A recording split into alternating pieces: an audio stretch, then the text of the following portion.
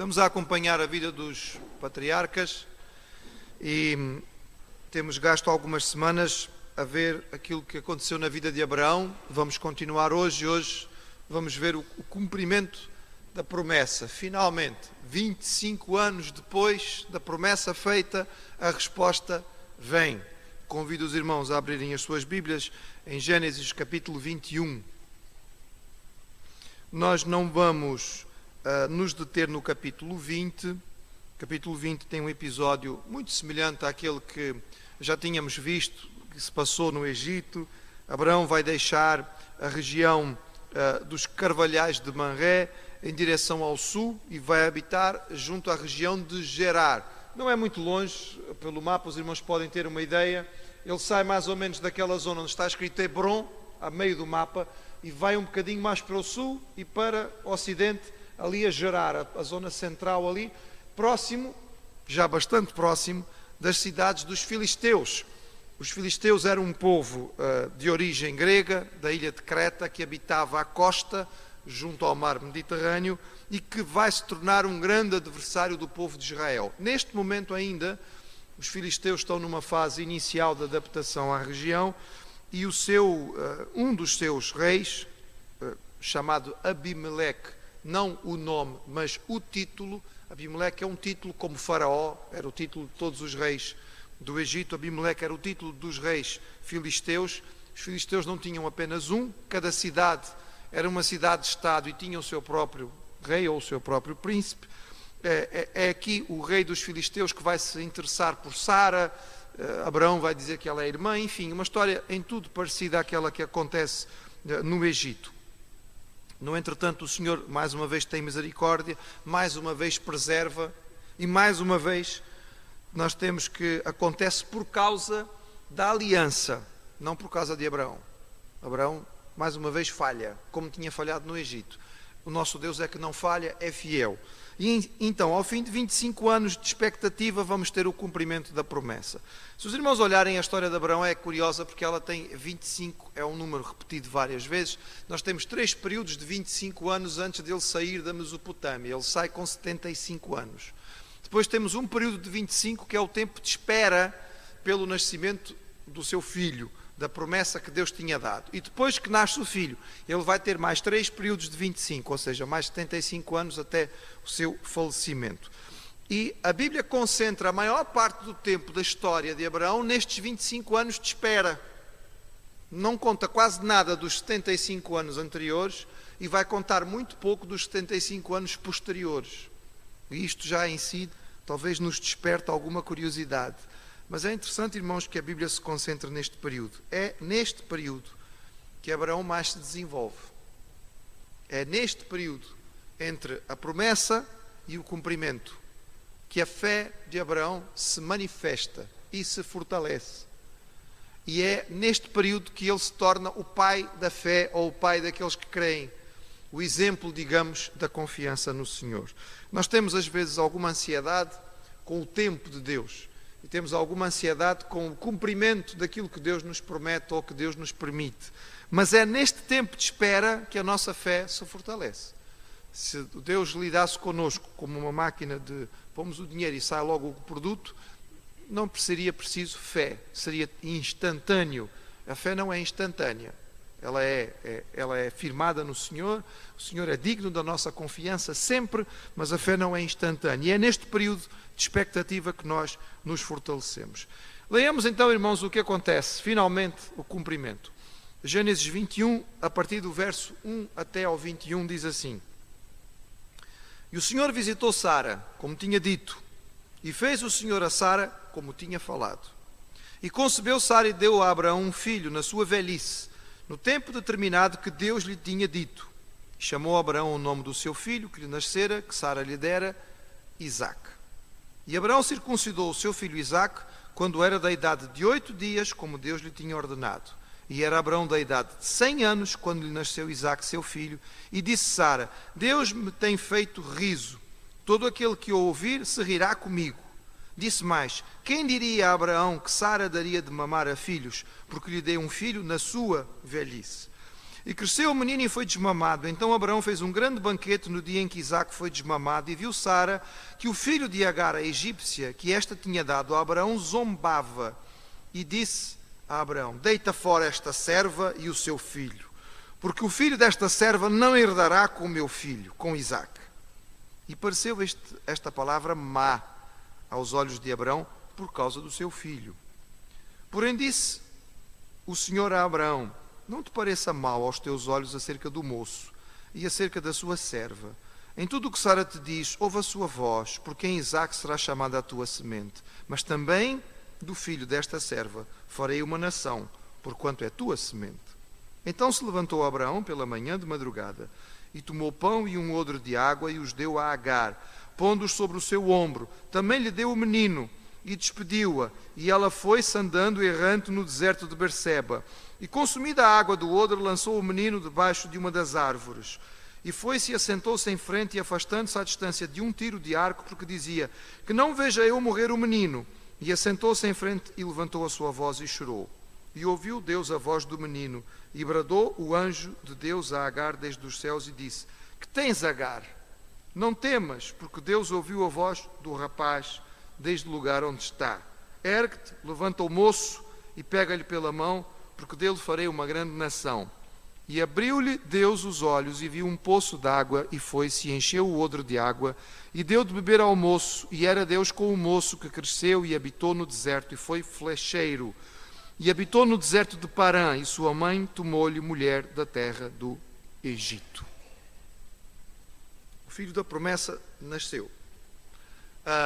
É difícil termos imagens, evidentemente.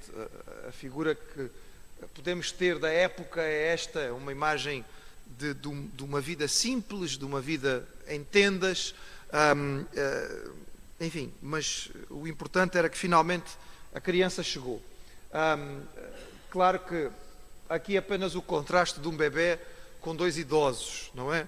Que é aquilo que está a acontecer. É muito interessante olharmos para o texto original, porque a ideia que nós temos aqui em português diz que Deus, na nossa versão, Deus visitou. A palavra na língua original dá a ideia mesmo de que Deus apontou para Sara. Era como se o Senhor tivesse uma multidão à sua frente e de repente ele designou: fulano, está na hora da bênção chegar para esta aqui. Pronto, e tendo selecionado ou separado a Sara para que ela recebesse a bênção naquele momento. O primeiro versículo é quase que um espelho. Diz: o Senhor apontou para Sara como tinha dito, fez o Senhor a Sara como tinha falado. Há uma repetição, uma insistência do autor, do escritor, em enfatizar que aconteceu exatamente como Deus tinha falado. Até porque aquilo que Deus tinha falado era algo considerado improvável ou impossível, que levou ao riso tanto Abraão quanto a Sara.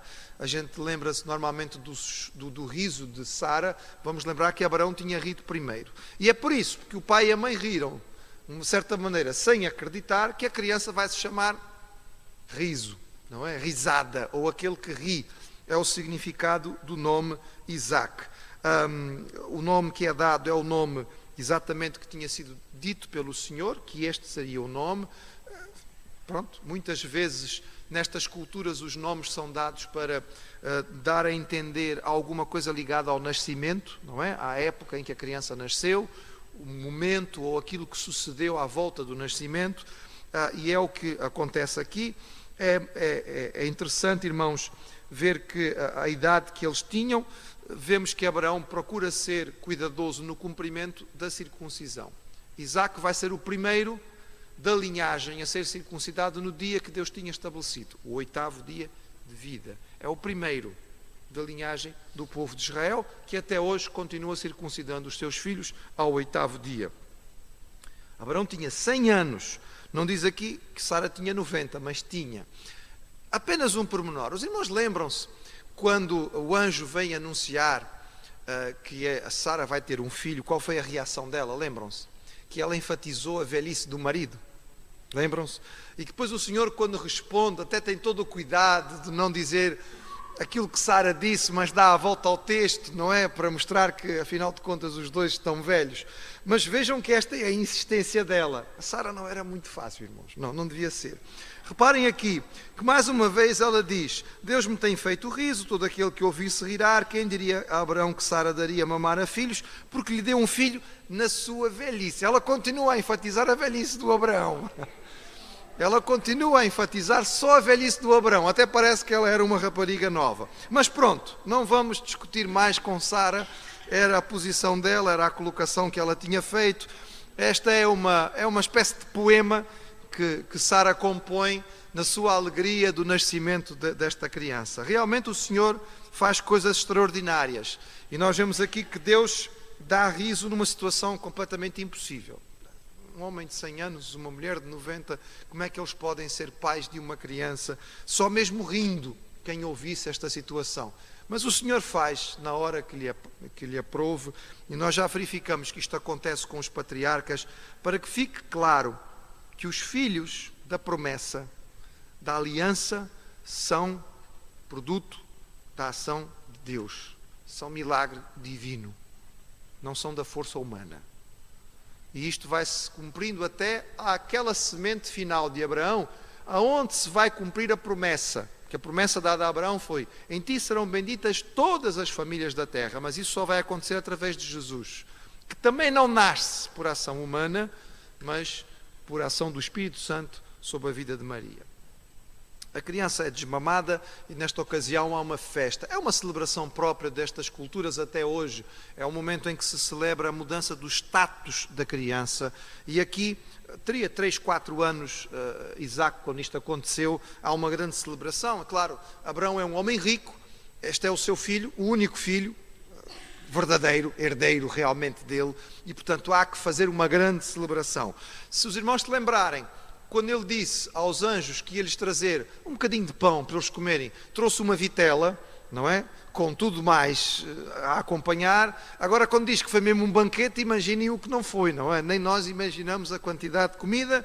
Enfim, e é melhor não falar mais sobre este assunto, porque esta hora já começa a ficar complicada a respeito disto. Quantos anos teria Ismael nesta altura? É só fazermos as contas.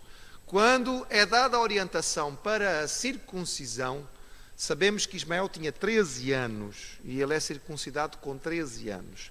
No entretanto, ainda temos que esperar pelo menos 9 meses para o nascimento de Isaac. E temos agora que esperar mais 3 ou 4 anos para o seu desmame, ou seja, ele teria 17, 18 anos.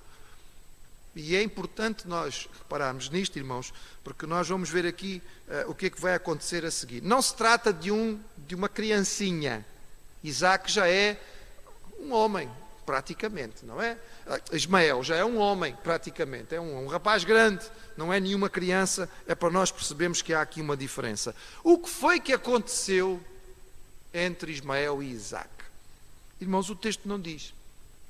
A palavra que é usada é muito curiosa, porque a palavra que diz zombava, ou que Ismael zomba de Isaac, é exatamente a mesma raiz verbal do nome de Isaac. Porque a língua hebraica não é uma língua tão rica em termos de palavras quanto outras, e muitas vezes uma palavra tem vários significados. E a raiz do verbo que dá origem à palavra Isaac, tanto serve para rir, quanto serve para zombar ou fazer troça. Então, irmãos, literalmente, se isto fosse em português, nós diríamos assim: Ismael isaquiou Isaac. É, porque ele zombou. Ele riu-se do riso, não é? Ele fez troça da troça, ou ele zombou da zombação, enfim, é uma coisa um bocado complicada que tem a ver com a própria riqueza da língua. O que é que aconteceu? Será que Isaac, sendo pequenino, quis copiar o irmão mais velho em alguma coisa e foi desastrado, não conseguiu, e por isso Ismael riu-se dele? Será que Ismael, sendo o mais velho, desafiou o pequenino a fazer alguma coisa que ele não era capaz? Ou será que havia mesmo alguma malícia, alguma maldade na atitude de Ismael para com Isaac? Irmãos, nós não sabemos, o texto não nos dá base suficiente. O facto é que há aqui algum tipo de troça, algum tipo que se foi brincadeira inocente ou não, nós não sabemos, mas eu vou repetir, Sara não era muito fácil, irmãos. Sara não era muito fácil. Ela não era. Nós já vimos Sara mandando no marido e depois discutindo com ele por ele ter feito aquilo que ela mandou, não é? Portanto, ela não é fácil aqui. E a resposta que ela dá, se os irmãos olharem para a palavra dela, é uma palavra muito dura. Ela não pensa em ninguém, mas aqui é mãe. A mãe leoa, não é? A proteger o seu filhote. Ela não pensa em ninguém. Ela não pensa na situação de Ismael, ela não pensa na situação de Agar, ela nem sequer pensa no coração do marido, que afinal de contas é pai, e que dedicou-se certamente a Ismael, porque era o único filho que ele tinha, era a esperança que ele tinha de herança. Não pensa em nada disso. Ela simplesmente é dura na sua posição, é muito pesada nas suas palavras. E ela diz de forma muito direta e objetiva: deita fora esta serva e o seu filho. Esta serva tem nome, não é? E houve algum tempo em que ela achou que esta serva era digna de ter um filho do marido para que ela pudesse ter herdeiro. Mas agora é esta serva. Atenção, irmãos, no original hebraico, quando Agar é mencionada pela primeira vez, eu disse isso aos irmãos na altura, não sei se se lembram, a palavra usada para Agar não era escrava, era serva doméstica, era uma palavra mais suave. Era alguém que estava realmente no serviço, mas era um serviço importante. Ela era uma serva doméstica, uma serva dentro da casa, era uma espécie de aia de companhia de Sara. Aqui não, a palavra aqui hebraica é a mesma palavra escrava. Esta escrava e o filho dela. Portanto, vemos que não há nomes mencionados, há um rebaixar da posição de Agar, porque ela está afrontada, não é? Sara está afrontada, ela está aqui a proteger com unhas e dentes o seu filho. Ela diz: tira isto daqui, porque esta gente não vai herdar, este mestiço não vai herdar com o meu filho. É uma posição triste, desagradável, mas é a posição que Sara tem aqui neste discurso. Ela traz muita tristeza ao coração de Abraão. Diz o texto que Abraão ficou perturbado e a ele lhe pareceu mal aos seus olhos. E aqui eu chamo a atenção dos irmãos. Reparem na utilização da linguagem. Diz assim no versículo 11: pareceu esta palavra má aos olhos de Abraão. E reparem logo a seguir o que é que Deus lhe diz: não te pareça mal. Repararam que é a mesma linguagem? É exatamente a mesma linguagem. Irmãos, o nosso Deus é um Deus sensível ao coração do homem. Deus foi sensível ao que se passava no coração de Abraão. A Sara não foi. Ela não se importou minimamente como é que o marido se ia sentir diante desta situação.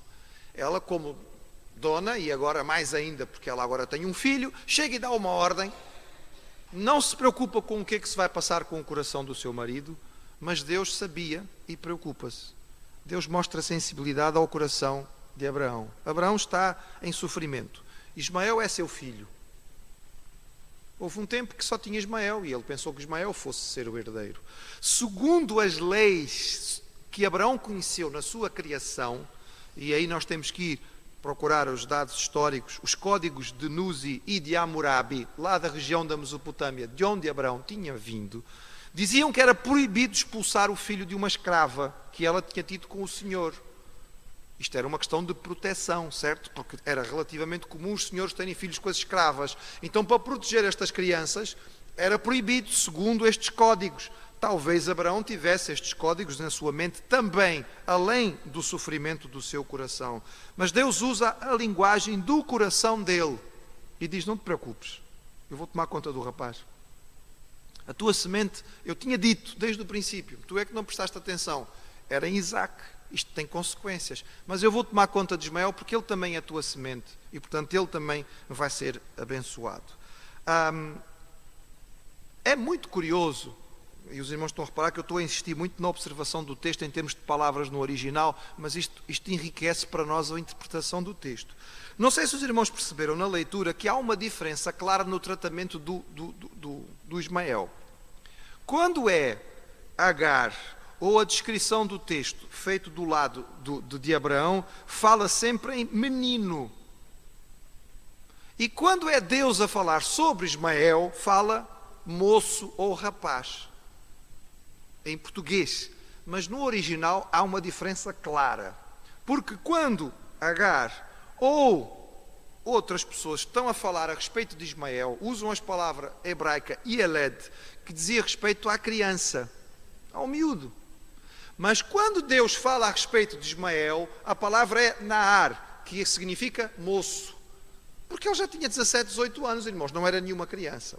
É claro que isto faz-nos lembrar que para os pais, os filhos são sempre meninos, não é? É por isso que o pessoal telefona lá para casa: ei, como é que estão as crianças? Eu digo: olha, não faço a mínima ideia, não tenho nenhuma por aqui.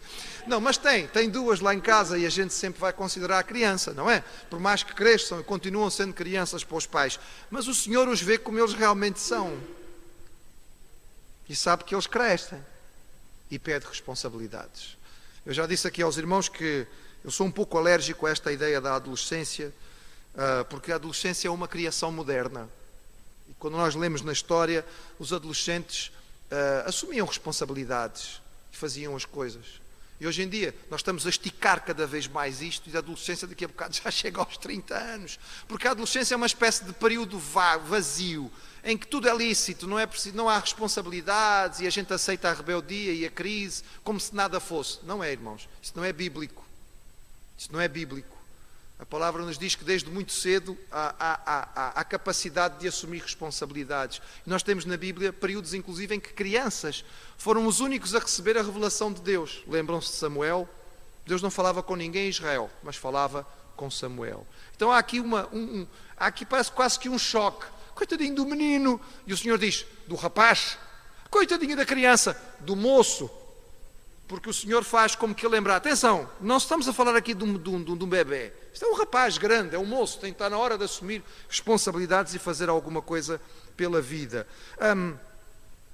Cria alguma espécie a razão pela qual Abraão dá tão pouca provisão a Agar e Ismael.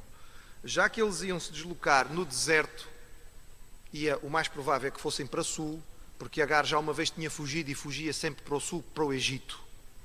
E aqui fica bem lembrar que Agar tinha saído do Egito, mas o Egito não tinha saído de Agar. E fica evidente neste texto. Ela tinha deixado o Egito, mas o Egito não tinha saído do seu coração.